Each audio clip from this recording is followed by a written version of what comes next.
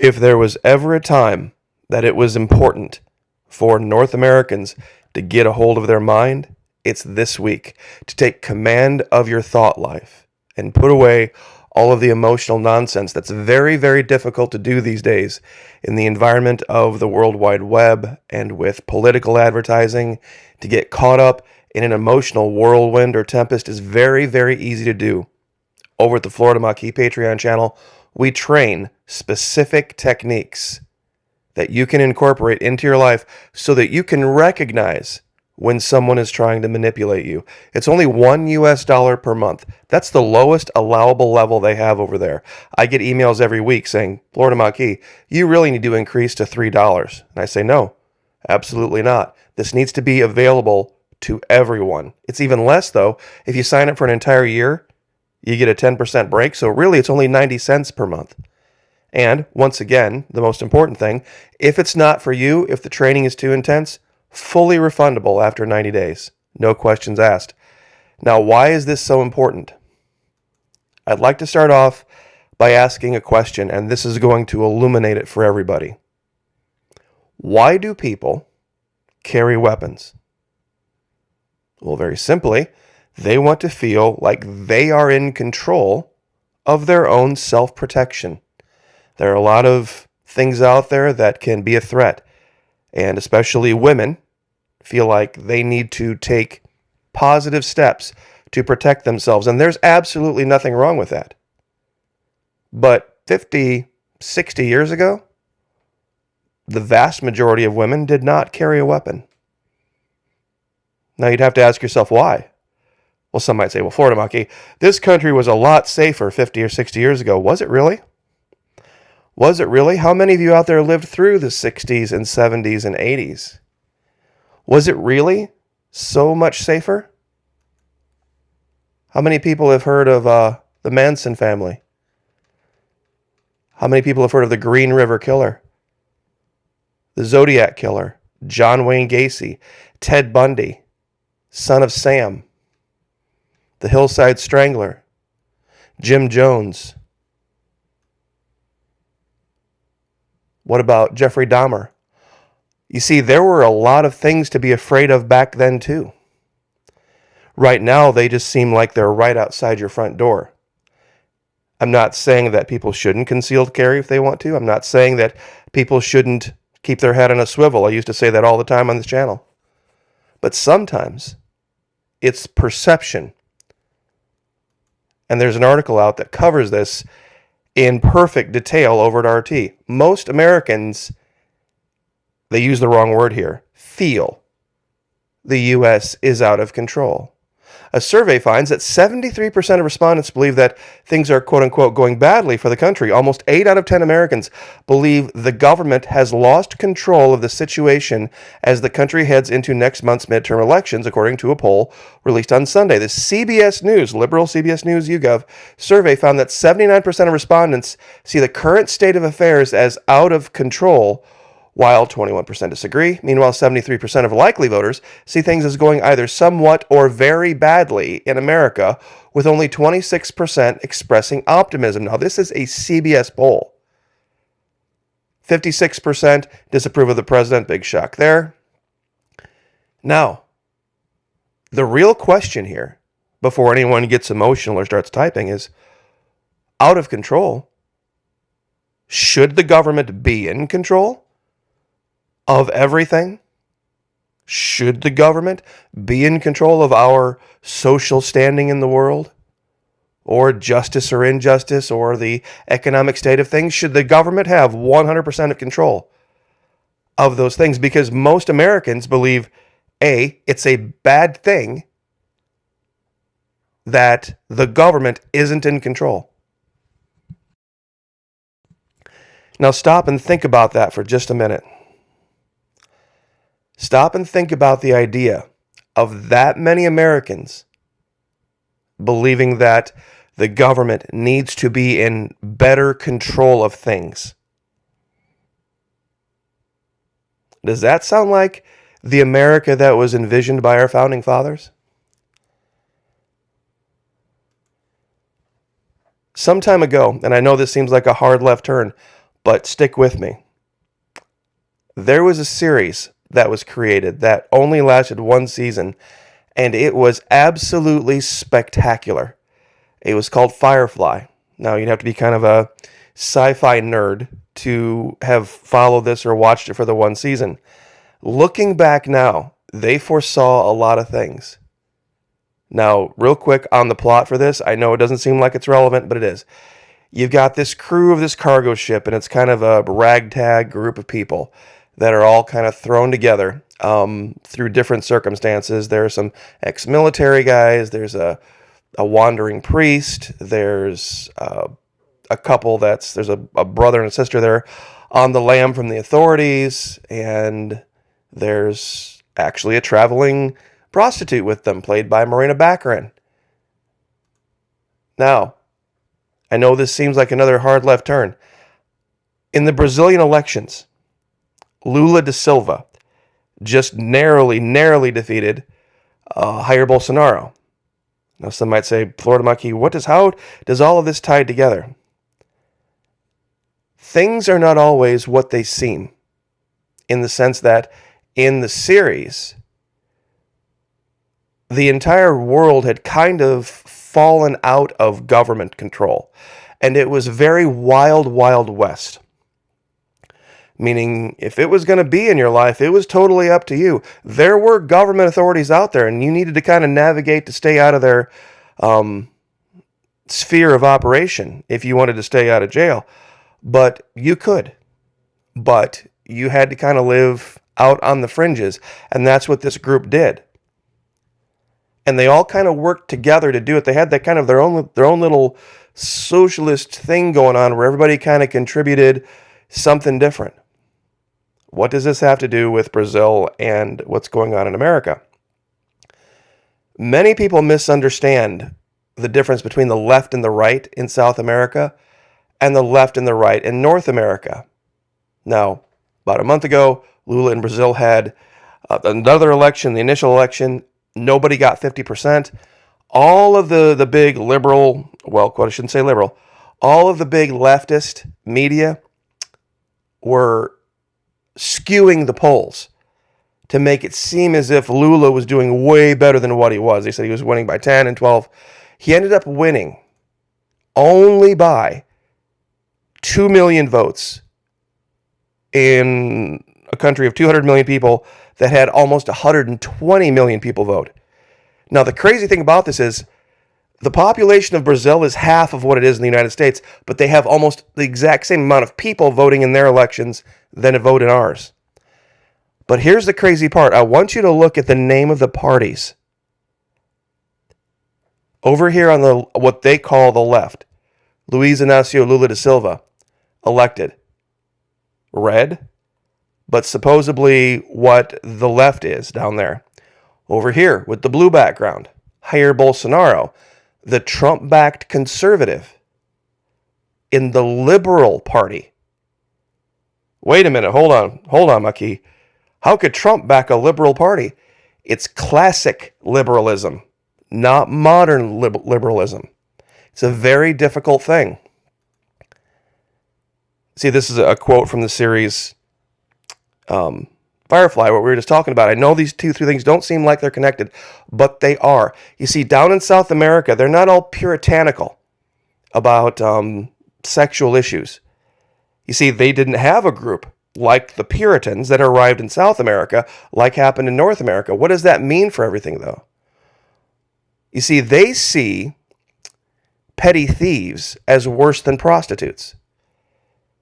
At least prostitutes are earning a living, and depending on what strata of society you're in, there's certain people from the higher levels of society that might look at streetwalkers as a little bit lowbrow, but they don't look at the concept of it like as if it's lowbrow.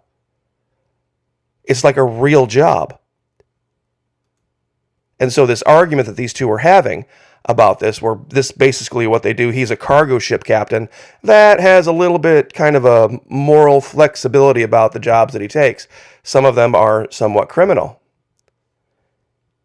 Now, here's where everything ties together. Here's where the glue puts it all together. Why would Trump support a classic liberal party? Well, liberal for them means let business do whatever business is going to do. Let, the natural free market just take care of everything and don't have any restrictions. They're very, very loose when it comes to that. They want, if might makes right, and money is the number one thing. The left, what they call the Workers' Party, the Partido Trabajar, has a very different view. They believe that there is a role for government, but it's only to protect the people. But primarily, they support trade unions, and they support the people organizing to keep big business in check. Now, both of them, believe it or not, would be for prostitution. It's just they would want, meaning those on the left, those who are in charge now, would want there to be some type of a database, some type of a control structure, a union that would put all the sex workers together and give them some kind of power. Now, that's happening right now in the modern world. This series was from decades ago. Over 20 years ago, if I'm not mistaken. And these are quotes from that series. How about you worry more about my safety as a sex worker and less about the services I freely choose to provide? She's having a conversation with a guy upper right. I can be your companion, but not your wife. The stigma around sex work is appalling. You think shaming and arresting sex workers is a good thing. I think you're a somewhat idiot. I find your attitude toward my profession patriarchal and condescending. You would think all of this would be something that you would see in 2022. When this was I believe, in the late 1990s. It's really very odd, very strange. The point of this is that it's a very South American way of looking at things. South America sees things as very, very different than we do. They have a different moral arrangement. So when you hear a guy like Da Silva or Lula winning, a lot of the people that support Lula da Silva share a lot of the same values of some people in the old classic South, the old classic Democrat South. It's a very, very strange, very weird thing that's going on. One of the big things that Bolsonaro did when he took office was he said everybody needs to get a gun. Everybody needs to get a gun and be able to protect themselves against the gangs primarily. You see, the people on the right, down in Brazil, they don't like the idea of gangs because gangs are an affront to government power. Well, there's a lot of folks in this country that be like, well, we need something like a militia to keep our federal government in check and keep them from taking too much power. So they would, in that sense, disagree with the right. So it's a very, very weird thing. I know I covered a lot of places here, but this is kind of the strange thing that we have this idea in this country that things are getting worse and things are collapsing and things are getting ready to just go to hell and it's going to be the end of the world and it's way more dangerous. Things were just as dangerous back in the 70s and 80s. There just wasn't the internet to tell you so. There just wasn't the internet that you could go scroll and find every bad thing that happened to every person in every state in the last 48 hours, and you can find that out in the next 20 minutes. I mean, no wonder people are terrified. No wonder people are walking around terrified, and every woman out there thinks that, if she doesn't have either pepper spray or she has a knife or she has a gun, that she's, 5 seconds away from something horrible happening. Things were just as dangerous in the 70s and 80s. In fact, in some places, it was more dangerous. You see, this is the psyop. This is what they're doing to mess with your mind.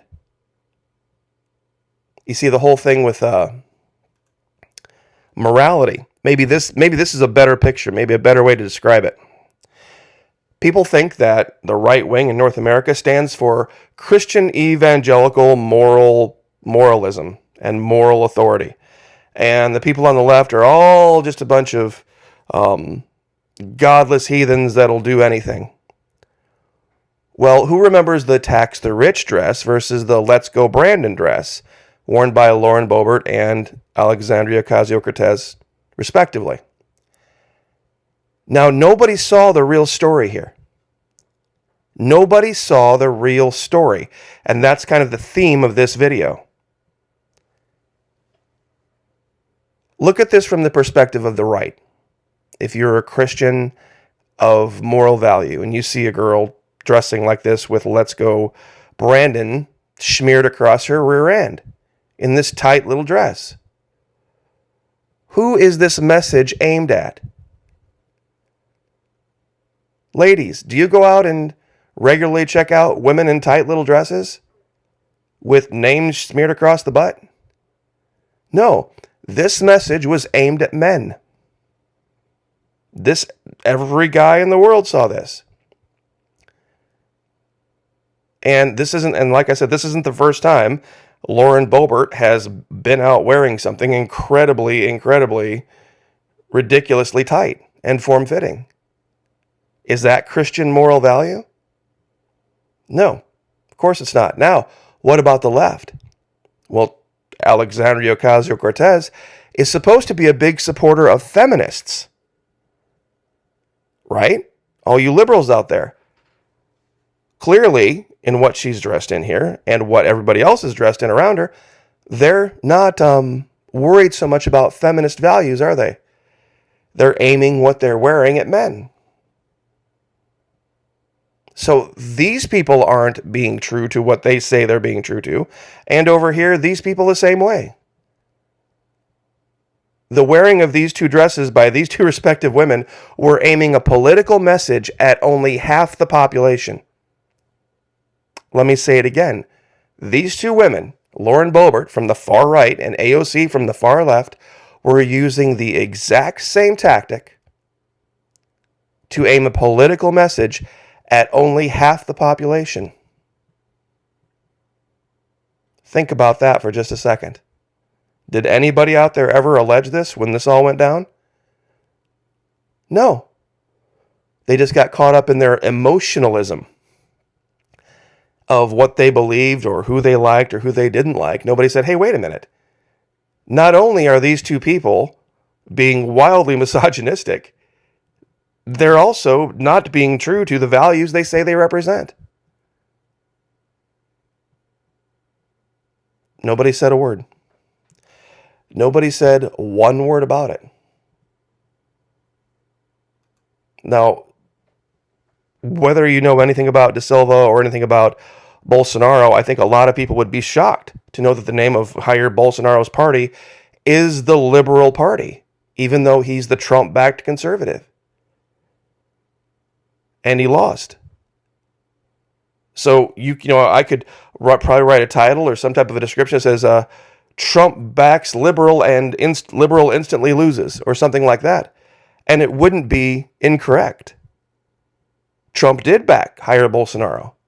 And Jair Bolsonaro's in charge of the Liberal Party. But down there, liberal means something different. It's not the same thing. And those who are on the other side, on the left, don't share the same social values as those who say they're on the left up here. You see, everybody, the real story. Let's see if I can find the right picture. This is going to be the real story. On the left is the president of Mexico, Andres Manuel Lopez Obrador. And on the right is De Silva. Now, they are conservative, socialist, democratic socialists, conservative democratic socialists, who both have a country that is primarily financed by oil. So they're going to want to see oil prices go up. Not because they want to punish anybody, but because that's what's going to be good for their country. Mexico pumps a ton of oil. So does De Silva in Brazil. In fact, the guy that's in charge of Colombia now, that's also a leftist, these two guys don't like. Because he's a classic liberal. He's a classic North American liberal. Meaning that guy wants to see a future without oil. And these two guys are like, are you crazy? I mean, if these two guys would get along with Sarah Palin, the drill baby drill, that's what these two guys are all about. But they're from the left of South America. I know this is a crazy thing to try to wrap up all in one 20-minute video, but this is the case. It's not always going to be what you think. You see, whether it's the 1970s versus now, whether it has to do with prostitution, or whether it has to do with drilling oil, or who wins the elections, politics are changing. I'm sure a lot of people would think like, well, petty thievery, that's not as, stealing a pack of bubble gum from the grocery store isn't as bad as prostitution. Not in South America. You see, stealing anything from the grocery store, petty thievery, is seen as a sign of incredibly low morals. Meaning you're lazy and you don't want to work and you don't want to go earn anything. They would say even a prostitute wants, for lack of whatever reason of any other job, wants to go make her own way, wants to earn her keep, wants to do something to provide for either her or her family or her children, or do something productive. So that's why, when I saw this is actually for a screenshot from a scene in Firefly, she said, I might as well become a petty thief like you, speaking as a prostitute. Because in the series, in that particular moment in time, she hadn't gotten very many clients. And so she was kind of venting. So I know it's a lot of places to go and a lot of things to talk about. But if you go back and you go through it slowly and you put it all together, you'll see something. You'll see how just even from 10 or 15 years ago, how politics has morphed and changed. And it's not that people are changing their minds about things. The world is just different. And the values are completely changing. It's not that old-timey values were all that fantastic, or that, things in the modern world are all that much better. You don't see John Wayne Gacy's and Son of Sam's and the Green River Killer and the Hills. You don't see all that now like you used to.